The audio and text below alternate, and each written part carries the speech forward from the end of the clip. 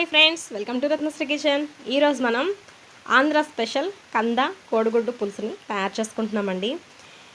మీకు ఎప్పుడైనా పులుసు చేసేటప్పుడు చిక్కగా పర్ఫెక్ట్గా రావట్లేదు అనుకునేవాళ్ళు ఈ పద్ధతిలో పులుసు చేయండి. చాలా అంటే చాలా టేస్ట్గా చాలా బాగుంటుంది. ఎప్పుడు కూడా ఇలాగే చేస్తారు. దీనికోసం నేను ఒక 1/2 కిలో కందగడ్డను తీసుకున్నానండి. ఈ కందగడ్డని పైన పొట్టు తీసుకోవాలి, చెక్కు తీసేసుకోవాలి. ఇది తీసే ముందర చేతులకి కొంచెం ఆయిల్ రాసుకుంటే ఈ కంద చెక్కేటప్పుడు చేతులకి కొంచెం దురద అనేది వస్తుందండి. ఆ దురద అనేది రాకుండా ఉంటుందన్నమాట.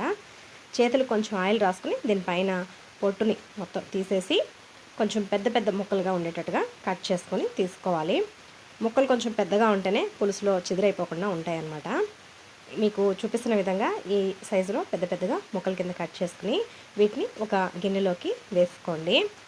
ఈ ముక్కల్ని కొంచెం ఉప్పేసి 1-2 సార్లు శుభ్రంగా కడిగేసుకుని అప్పుడు ఈ గిన్నెలోకి ముక్కలు మునిగేంత వరకు నీళ్లు వేసుకుని స్టవ్ మీద పెట్టుకోండి. ఈ ముక్కల్ని మనం ఉడికించుకోవాలండి. ఉడికించేటప్పుడు కావాలనుకునే వాళ్ళు కొంచెం పసుపు ఉప్పు కూడా వేసుకుని ఉడికించుకోవచ్చు. నేనైతే వేయట్లేదండి. నేను ఇవి ఉడుకుతూ ఉంటాయి, పక్కనే నేను కోడిగుడ్లు కూడా ఉడికించుకుంటున్నాను.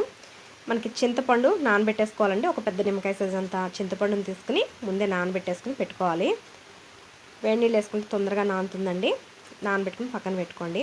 ఇప్పుడు స్టవ్ మీద కడాయిని పెట్టుకుని దీనిలోకి మసాలా దినుసులు వేసుకోవాలండి. ఒక 2 స్పూన్ల ధనియాలు, 1 స్పూన్ జీలకర్ర, చెక్క, లవంగ్, ఇలాచి ఇవి వేసుకుని 1 నిమిషం పాటు వేయించుకోవాలి.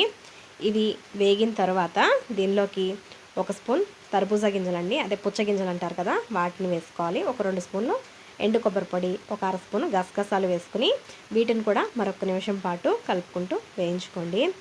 ఇవి వేగిపోయిన తర్వాత దీనిలోకి ఒక 2 ఇంచుల అల్లం ముక్క, ఒక 4 వెల్లుల్లి రెమ్మలు కూడా వేసుకుని ఒకసారి కలిపేసుకుని స్టవ్ ఆఫ్ చేసేసుకుని వీటిని మిక్సీ జార్లో వేసుకుని సరిపడగా నీళ్లు వేసుకుని మెత్తగా పేస్ట్ లాగా చేసుకుని దీన్ని పక్కన ఉంచుకోండి.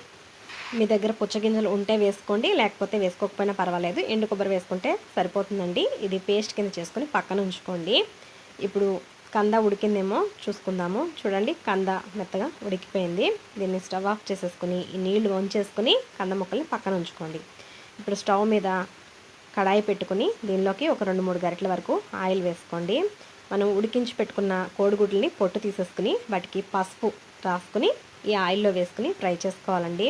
పసుపు రాసి మనం ఫ్రై చేసుకోవడం వల్ల కోడిగుడ్లు ఆ కడాయికి అంటుకుపోకుండా ముక్కల కింద అయిపోకుండా బాగా వేగుతాయి అన్నమాట. మంచి కలర్ కూడా వస్తాయండి ఇలా పసుపు రాసి వేయించుకోవడం వల్ల. ఇలా కొంచెం ఎర్రగా వేయించుకున్న తర్వాత ఈ కోడిగుడ్లని ఒక బౌల్లోకి తీసుకుని పక్కన ఉంచుకోండి. ఇప్పుడు ఇదే కడాయిలో ఈ ఆయిల్ సరిపోతే ఇందులోనే ఉల్లిపాయ ముక్కలు వేసుకోండి. ఒకవేళ ఆయిల్ తక్కువగా ఉంది అనుకుంటే కనుక ఒక గరిటె ఆయిల్ వేసుకుని ఉల్లిపాయ ముక్కలు ఒక 2 ఉల్లిపాయలని సన్నగా ముక్కల కింద కట్ చేసుకుని వేసుకుని వేయించుకోండి. ఇవి కొంచెం వేగిన తర్వాత ఇందులోకి ఒక 2 రెమ్మల కరివేపాకు, ఒక 4-5 పచ్చిమిర్చి చిలుకలు వేసుకుని ఈ ఉల్లిపాయ ముక్కలు కొంచెం ఎర్రగా అయ్యేంత వరకు ఫ్రై చేసుకోవాలండి. ఈ పులుసు మనకి రైస్లోకి చాలా బాగుంటుందండి. ఈ పులుసుకి మనం స్పెషల్గా ఒక మసాలాను కూడా చేసి పెట్టుకున్నాం కదండి. ఆ మసాలా వల్ల ఈ పులుసుకి మంచి టేస్ట్ వస్తుంది, అలాగే చిక్కదనం కూడా వస్తుందండి. చాలా బాగుంటుంది.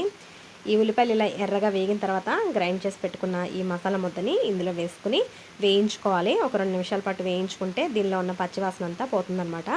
ఇదంతా ఇలా వేయించుకున్న తర్వాత దీనిలోకి ఒక 1/2 స్పూన్ పసుపు, సరిపడగా కారం, ఉప్పు వేసుకోవాలండి. అంటే ఇది మీ రుచికి తగ్గట్టుగా అడ్జస్ట్ చేసుకోండి. నేను ఒక 2 స్పూన్ల కారాన్ని అలాగే కళ్ళుప్పుని వేసుకుంటున్నాను. వేసుకుని వీటిని ఒకసారి బాగా కలుపుకోవాలండి.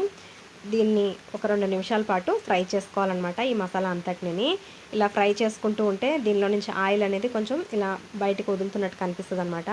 అలా వదులుతున్న టైంలో మనం కొద్దిగా వాటర్ వేసుకోవాలండి. నేను మిక్సీ జార్లో కొంచెం వాటర్ వేసి వేసుకున్నాను అనమాట. ఇప్పుడు ఇందులోకి ఉడికించి పెట్టుకున్న కంద ముక్కల్ని అలాగే వేయించి పెట్టుకున్న కోడిగుడ్లు వేసుకుని కలుపుకోవాలండి. ఇప్పుడు ఇందులోకి మనం నానబెట్టి పెట్టుకున్నాం కదండి చింతపండు, దాని నుండి తీసిన రసం వేసుకోవాలి. అలాగే పులుసు చిక్కదనానికి సరిపడగా చూసుకుని ఒక గ్లాస్ వాటర్ కూడా వేసుకుని ఒకసారి బాగా కలిపేసుకుని దీని మీద మూత పెట్టి ఈ పులుసు దగ్గరికి అయ్యేంత వరకు ఉడికించుకోవాలండి. మీరు పులుసు ఉడికిన తర్వాత దగ్గరకు అవుతుంది కాబట్టి చూసుకుని నీళ్ళని అడ్జస్ట్ చేసుకుని వేసుకోండి. దీని మీద మూత పెట్టేసి పులుసు కొంచెం దగ్గరకు అయ్యేంత వరకు అంటే ఒక 10 నుంచి 15 నిమిషాల పాటు ఉడికించుకుంటే సరిపోతుందండి. నేను ఒక 15 నిమిషాల పాటు ఉడికించుకుని తర్వాత దీంట్లో ఫైనల్గా కొత్తిమీర చల్లుకుని స్టవ్ ఆఫ్ చేసుకున్నానండి. అంతేనండి, మన కంద కోడిగుడ్డు పులుసు రెడీ అయిపోయింది. ఇది వేడి వేడి అన్నంలోకి చాలా అంటే చాలా టేస్ట్గా ఉంటుంది. ఒకసారి మీరు కూడా ఇలా ట్రై చేయండి. ఎప్పుడు ఇలాగే ప్రిపేర్ చేస్తారు కంద కోడిగుడ్డు పులుసుని. చాలా అంటే చాలా టేస్ట్గా ఉంటుందండి. ఇది ఫ్రెండ్స్ ఈరోజు మన వీడియో కంద కోడిగుడ్డు పులుసు. ఈ వీడియో కనుక మీకు నచ్చితే ఒక లైక్ చేసి షేర్ చేయండి. నా ఛానల్ని సబ్స్క్రైబ్ చేసుకోండి. పక్కనే ఉన్న బెల్ని ప్రెస్ చేసి ఆన్లో పెట్టుకుంటే నేను పెట్టే వీడియోస్ అన్నీ కూడా మీకు నోటిఫికేషన్గా వస్తాయి ఫ్రెండ్స్.